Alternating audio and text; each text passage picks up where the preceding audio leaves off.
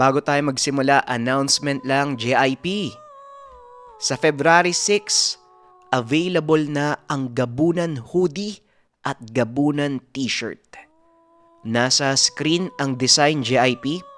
Paunahan na lang dahil limited edition lang yan. At muli, huwag kalimutang mag-comment ng #JD at #JD Films para sa cash prize raffle natin. At syempre, kung sakaling gusto nyong sumali at manalo sa raffle natin ng Gabunan t-shirt, mag-subscribe lang sa channel ng JD. Nariyan ang link sa comment section. Yun lamang. Huwag na nating patagalin pa. Simulan na natin ang kwento.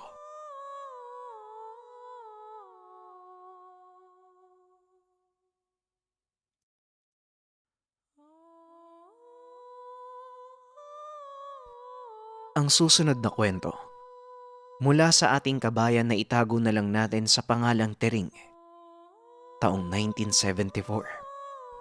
Kapis.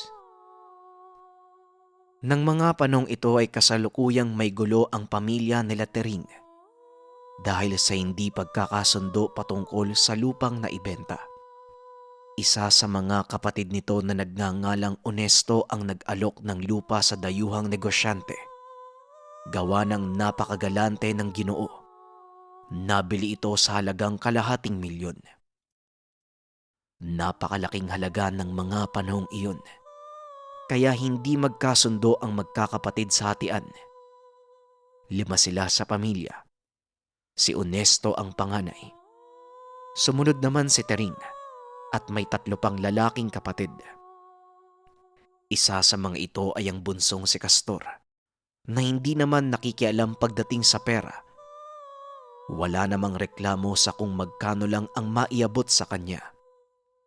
Kaya tanging si Tering na lamang ang nagtabi ng pera para sa bunsong kapatid tuwing may dumarating na biyaya. Ayon kay Onesto, bilang siya ang nag-asikaso sa pagbibenta, sa kanya mapupunta ang kalahati ng halaga, habang ang kalahati naman ang paghahatian ng 4 na magkakapatid. Tumutol naman si Tering dahil hindi makatarungan ang gusto nito. Lalo pat ito lamang ang tanging pamana ng mga yumaong magulang. Kaya naman, inabisuhan ni Tering ang bumili na wag munang iabot ang bayad hanggat hindi pa sila nagkakasundo. Dahil sa magulong sitwasyon, hindi mapakali si Tering. Hindi na muna uuwi ng tahanan bagkus. Nakikitira na muna sa bunsong kapatid na may sarili na ring pamilya. Wala namang naging problema dahil maluwag ang tahanan. Nakakatulong rin si Tering sa pag-aalaga ng 3 taong gulang na anak nito. Isang araw, habang abala sa pagbabantay ng naglalarong bata sa bakuran, biglang dumating si Onesto. "Ay Tering, ano yung ginagawa mo? Bakit naman pinigilan mo yung pagbayad sa lupa?" Wika ni Onesto. Tinawag na ni Tering ang mag-asawa. Kinuha ng asawang babae ang anak, habang si Castor naman ay nanatili sa tabi ng kapatid. Nagpatuloy sa pagpapayag sa galit na tono si Onesto. Nagawa namang sumagot ni Tering, ngunit dahil sa lalaki ang kapatid, hindi niya kinaya ang lakas ng boses nito. Nakaramdam siya ng hilo kaya napaupo na lamang sa tabi. Dinuro na din si Castor ng panganay na kapatid, ngunit hindi talaga nito nagawang sumagot o ipaglaban man lang ang babaeng kapatid. Maya-maya pa, umalis na rin si Onesto dahil pinapasok na ni Castor ang kapatid. Gabi na nang umayos ang pakiramdam ni Tering. Bago pa man makabangon, lumapit sa kanya ang bunsong kapatid at nagpaalam na lalabas muna ng tahanan para makapag-inuman sa kumpare. Tumango naman ito at dali-daling umalis ng tahanan ang kapatid. Pumunta siya sa kusina at naabutan ang mag-inang kumakain. Sumabay na rin si Tering maghapunan at nang matapos ay kaagad namang nagpahinga. Kinaumagahan, pagkagising ay naabutang mahimbing ang tulog ni Castor sa upuan. Hindi niya naginising pa at kaagad nag-umpisa sa paglalaba. Bandang 1:00 ng hapon, pumunta ng kusina si Tering para kumain ng tanghalian. Bago pa man tuluyang makapasok, nakita nito ang kapatid na biglang natumba habang umiinom ng tubig. Dali-daling binuhat ni Tering ang kapatid at tinawag ang asawa nito. Hinilot ng langis ang noo ng asawa hanggang sa magising. Kagad tinanong ni Tering kung ayos lang ba ang kapatid. Tumango naman si Castor at nag-umpisa ng kumain. Samantalang ang asawa naman ay bumalik na sa kwarto para bantayan ang anak. Habang kumakain, mapapansin ang labis na paghihina ng kapatid.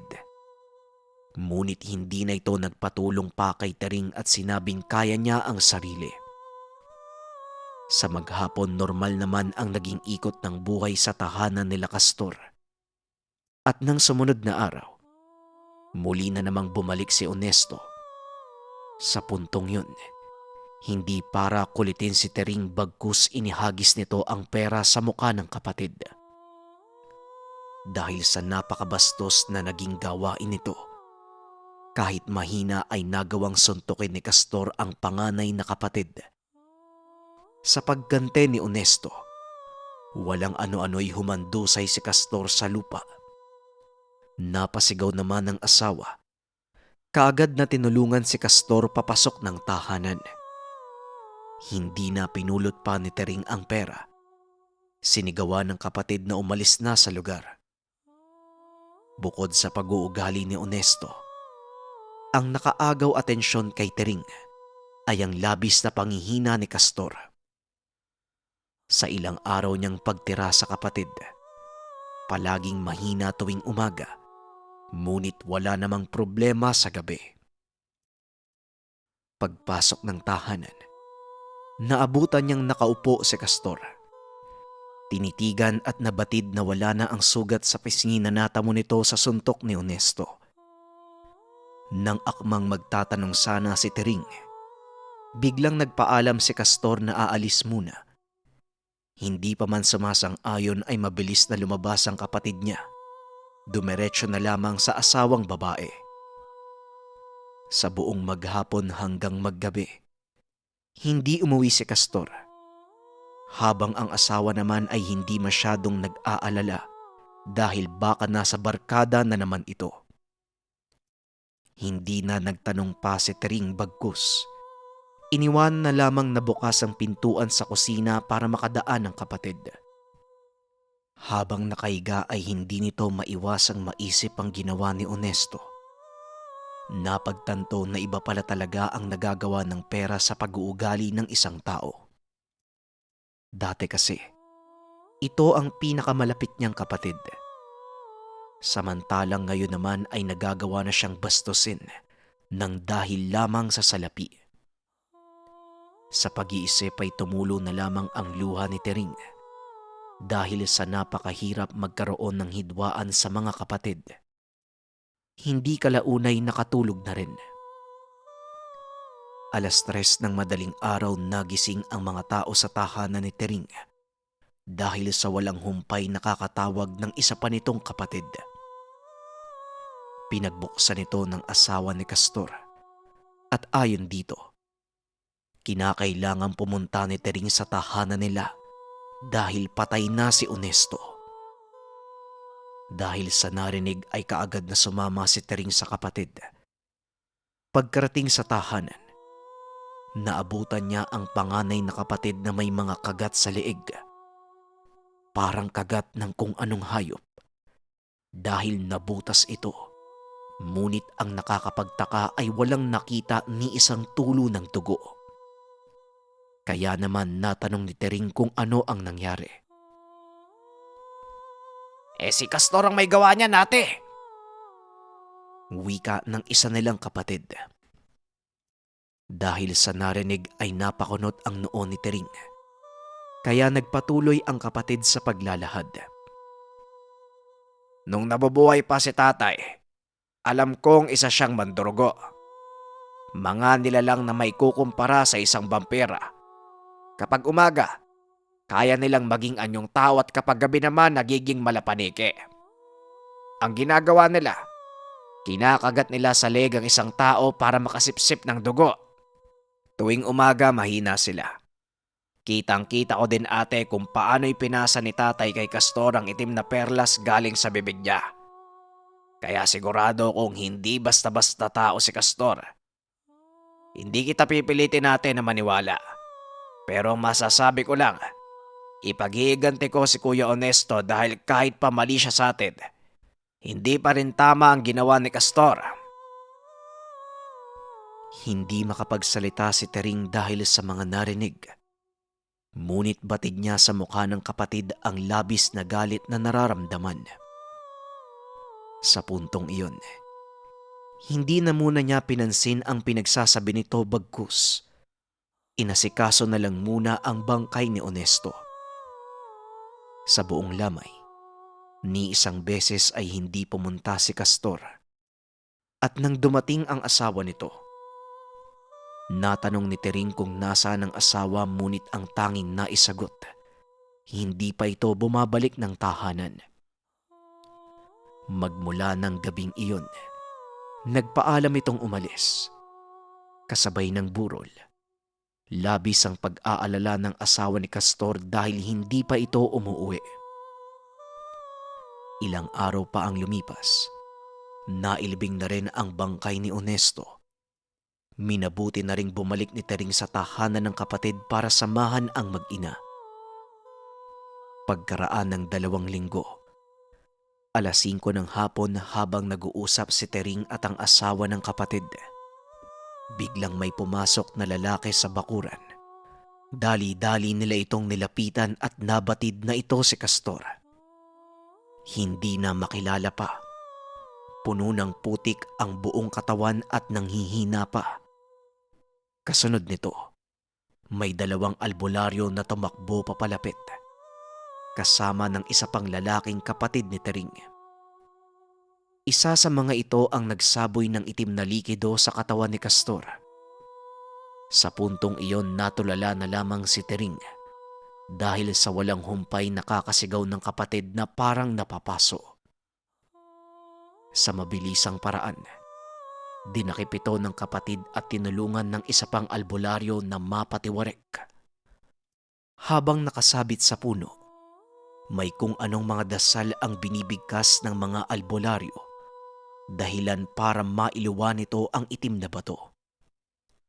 Matapos nun, tinanggal na ang mga tali sa katawan at nagtangkang paupuin.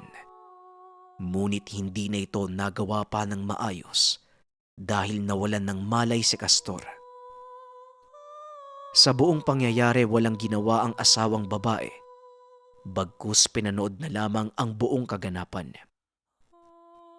Halos 2 oras pa ang lumipas. Nang magising si Castor ay sapilitan itong pinainom ng matanda ng kulay itim na likido.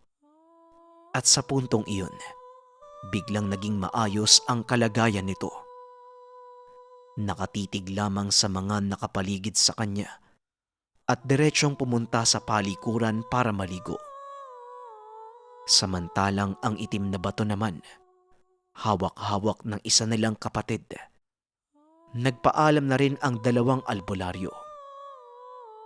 Dahil sa pangyayari ay paunti-unti nang naniwala si Tering sa sinasabi ng kapatid.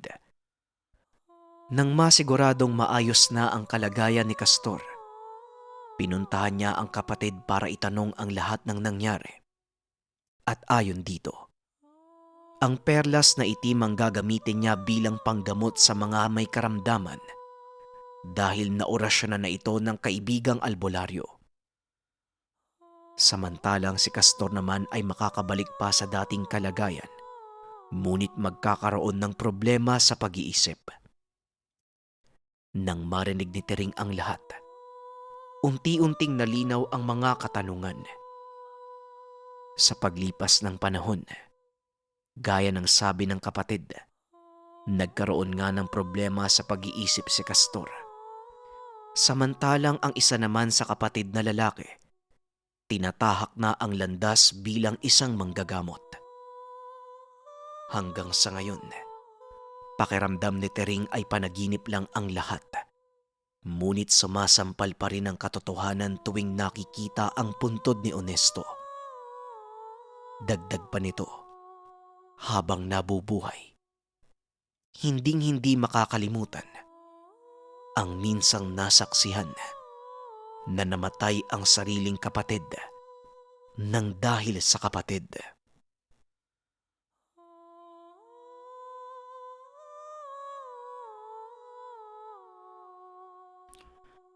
Ang kwentong ito ay hango sa totoong buhay.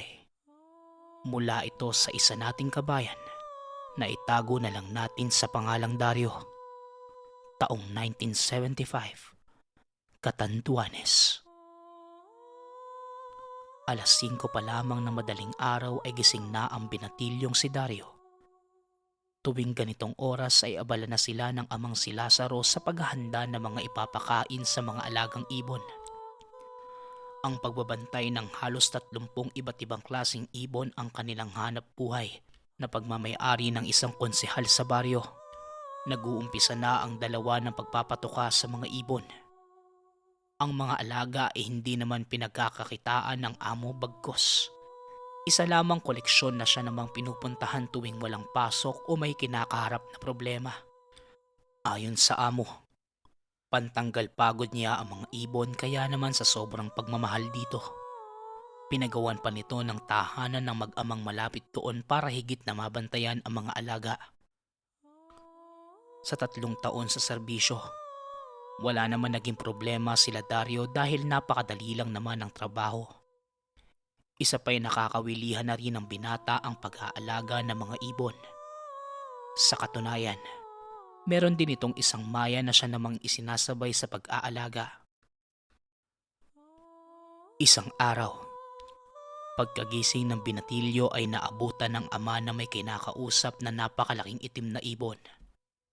May mapupulang mga mata, napakakintab na pakpak at higit sa lahat, nakakaagaw pansin ang sugat nito sa kaliwang parte ng pakpak dahilan para hindi makalipad. Abay tay, napakaganda naman po niyan. Kaso lang, mukhang may nakaway po atang iba pang ibon. Saan po ba yan ang galing? Pagtatanong ni Dario. Ngumiti naman ang ama at sinabing bibihira mga ganong uri ng ibon dahil matatagpuan lamang ito sa pinakaliblib na parte ng kagubatan. Ang sugat naman ay galing sa isang tao kaya kinakailangan niyang magamot para mabawasan ang paghihirap nito. Wala namang iba pang tinanong si Dario. Naupo na lamang at pinagmasdan ng ama. Hindi man umiimik ngunit napapansin niyang kakaiba ang paraan ng ama sa panggagamot. Ang paraang alam niya ay hinuhugasan muna ito gamit ang pinukuluang bayabas at nilalagyan ng langis na galing sa amo. Ngunit ang ama naman, binubulungan nito ng kung anong mga salita at pinapahira ng laway. Kaya nagtataka ang binatilyo ngunit isinawalang bahala na lamang dahil mas madami naman talagang alam si Lazaro pagdating sa pag-aalaga ng mga hayop. Matapos ang panggagamot, pinakawalan na at nanlaki ang mga mata ni Dario nang makitang tuwid na itong lumilipad. Dala ng pagkamangha ay mas lalong tumaas ang tingin ng binata sa ama. Magmula ng araw na iyon, palagi lang dumadalaw ang ibon sa tahanan. Maging si Dario ay natutuwa dahil para itong tao. Dahil kadalasan ay naiintindihan nito ang mga inuutos ng binatilyo. At ito rin ang nakakausap niya sa tuwing umaalis ang ama. Sa mga mag-aalaga ng ibon ay normal lamang ang makipag-usap sa mga alaga dahil isa itong paraan para mas mapalapit sa kanila. Isang gabi, bandang alas 11 ay nagising si Dario dahil sa ingay ng mga alaga. Ang huni ng mga ito ay tila natataranta, kaya dali-dali siyang lumabas ng tahanan. Ngunit wala namang kakaibang nakita kaya naman naglakad na pabalik sa loob para ipagpatuloy ang pagtulog. Nang akmang papasok na ay bigla namang nag-ingay ang mga alaga. Dala ng kuryosidad, hindi na muna ito pumasok at nagtago sa isang gilid para magmasid. Halos 5 minutong, ngunit wala namang nakikita hanggang sa nasilayan ng kaibigang itim na ibon. Walang humpay sa pagpapagaspas ng pakpak at batid sa huni ng iba pang mga alaga. Ang pagkabahala kaya naman nagpatuloy lamang sa pagmamasid si Dario. Nanalo ka ba sa mga lintik na albularyo? Galit na wika ng sariling ama. Dahil dito ay nanlaki ang mga mata ng binatilyo dahil gising ang ama at ano ang ugnayan nito sa ibon na parang isa itong kawal. Kasabay ng paglapit ay paunti-unting naging iba ang itsura ng ibon. Numipis sa mga pakpak at paa hanggang sa maging isang lalaki. Sa hindi maintindiang lingwahe ay nagsalita ito sa harapan ng ama. Habang si Dario naman, hindi na malaman ang nararamdaman dahil ito ang unang beses na makakita ng ganoong pangyayari. Naging masinsina ng pag-uusap ng dalawa kaya nanlalamig na ang mga pawis ng binata. Paunti-unti niyang napagtatanto na hindi ordinaryong hayop ang malaking ibon. Makailang minuto lang, sa kalagitnaan ng pag-uusap ay biglang lumuhod ang nilalang sa harapan ni Lazaro. Matapos ay diretso ng tumakbo papalayo at di kalaunay nakita muli ni Dario ang paglipad ng napakalaking itim na ibon. Nang akmang papasok na sana, nagulat siya na nagwika ang ama. Alam ko, Dario, nakita mo ang nangyayari. Huwag ka sanang magkakamali na ipagsabihan. Kahit kanino. Dahil kahit anak pa kita, hindi ako magdadalawang isip na ituring kang kalaban. Pagbabanta ni Lazaro. Dahil sa batid nitong seryoso ang ama, hindi na muling umimik pa ang binata.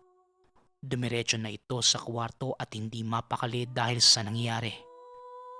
Ayon dito, paulit-ulit na umiikot sa isipan na aswang ang ama dahil sa nakakausap nito ang ibon at galit siya sa mga albularyo. Halos 2 oras pa ang itinagal ng pag-iisip ni Dario hanggang sa mapilit ang sarili na makatulog. Nang sumunod na araw, naabutan niya ang ama na may hinihilang sako. Sa pagtitig ng binatilyo ay napansin niyang may mga dugong tumutulo sa ilalim nito. Kaya naman, lumapit siya dahil baka may mga ibong namatay. Tay, pwede ko po bang makita ang laman ng sako? May mga namatay po bang ibon? Wika ni Dario. Tumango naman ang ama at binuksan ang sako. Halos manghina naman ang mga tuhod ng binata nang makita sa ibabaw ang ulo ng kilalang albularyo sa lugar. Hindi na ito nakaimik pa dahil sa sobrang takot at kilabot na nararamdaman. Samantalang ang ama naman, napahalakhak ng napakalakas na parang tuwang-tuwa sa dala.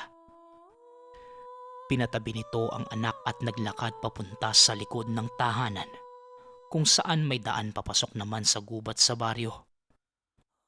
Maghapong nanatili na walang imik ang binatilyo. Wala ring tigil sa kakaisip dahil hindi lubusang matanto ang mga nangyayari simula pa kagabi. Hindi rin naman niya magawang umalis sa poder ng ama dahil ito na lamang ang katuwang niya sa buhay. Wala nang iba pang kamag-anak sila sa lugar. Hanggang sa sumapit ang gabi, habang ikinakalma ni Dario ang sarili, bigla muling gumawa ng huni ang mga alagang ibon. Dahil sa nakita kagabi ay hindi na ito nagtangkapang lumabas ng tahanan. Ngunit halos 1 oras na ang nakakalipas. Hindi pa rin matahimik ang mga alaga at may naririnig siyang mga kaluskos. Kaya kahit natatakot, nagdesisyon siyang lumabas na ng tahanan para tignan kung ano man ang nangyayari. Habang naglalakad, kinondisyon ng binata ang sarili na huwag mabibigla pa dahil alam niyang muli niyang makikita ang alagang aswang ng ama. Ngunit sa hindi inaasahang pagkakataon, Doble-dobleng bilang ng mga ibon ang kanyang nakita. Halos nasa 20 at lahat ay purong itim na nakapalibot sa nakatayong ama. Kitang-kita ng dalawang mata ng binata ang biglaang pagpapalit ng anyo ng mga ibon. Hindi na siya nagpasyang lumapit pa. Nanatili na lamang sa isang tabi at patuloy na nagmasid. Kagaya ng nakaraang gabi ay parang nag-uusap-usap lamang ang mga ito. Hindi na inantay pa ng binata na matapos at bumalik na sa kwarto. Halos isa pang oras ang inantay nito bago bumalik ang ama sa loob ng tahanan. Pagkakita dito ay hindi na napigilan ng binata ang sarili. Tay, alam ko na. Alam ko na pong hindi kayo ordinaryong tao. Hindi ko na din po makakayanan ng mga ganitong pangyayari kaya kung maaari po. Aalis na lang po ako dahil baka mabaliw lang po ako dito. Malaki po ang respeto ko sa inyo dahil kayo nagpalaki sa akin. Pero ayoko pong maging kabilang sa grupong meron kayo. Wika ni Dario. Sa puntong iyon, wala nang naisip pa si Dario kundi lisanin na lamang ang lugar kahit pa hindi alam kung saan pupunta. Hindi na talaga niya kinakaya ang mga nangyayari. Isa pa'y bata pa lamang ay takot na talaga ito sa mga kakaibang nilalang. Hindi naman siya pinigilan ng ama sa kagustuhan, kaya kinaumagahan ay lakas loob niyang nilisan ng lugar. At iyon na ang naging huling alaala ni Dario sa baryong kinalakihan. Magpasa hanggang ngayon, nakatira pa rin ito sa isang syudad. Nagawa rin naman ni Dario na umuwi ng isang beses sa dating tahanan. Ngunit hindi na naabutan pa doon ng ama. Nagtanong-tanong na rin sa mga kapitbahay ngunit ang lahat ng mga ito hindi alam kung nasa na ba si Lazaro.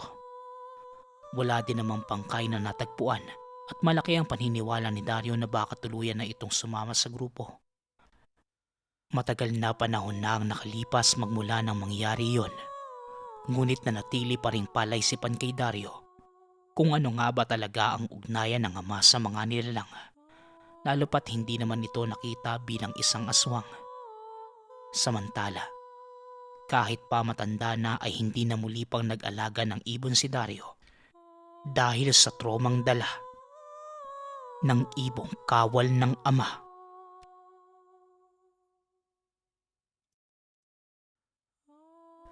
Maraming salamat sa pakikinig ng ating kwento, JIP. At muli huwag nating kalimutan na mag-comment ng #JD at #JDFilms. Muli maraming salamat, paalam.